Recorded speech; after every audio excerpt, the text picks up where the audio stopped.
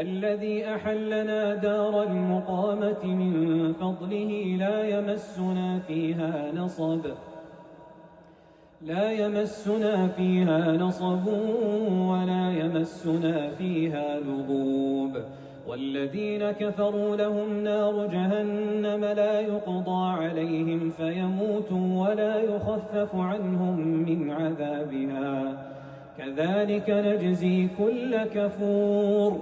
وهم يصطرخون فيها ربنا أخرجنا نعمل صالحا غير الذي كنا نعمل أولم نعمركم ما يتذكر فيه من تذكر وجاءكم النذير فذوقوا فما للظالمين من نصير.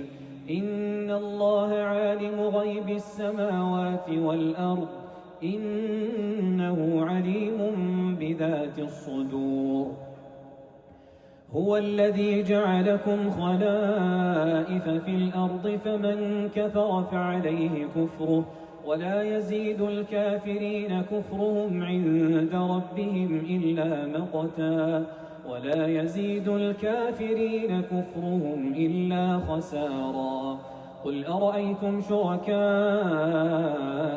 الذين تدعون من دون الله أروني ماذا خلقوا من الأرض أم لهم شرك في السماوات أم آتيناهم كتابا فهم على بينة منه بل إن يعد الظالمون بعضهم بعضا إلا غرورا.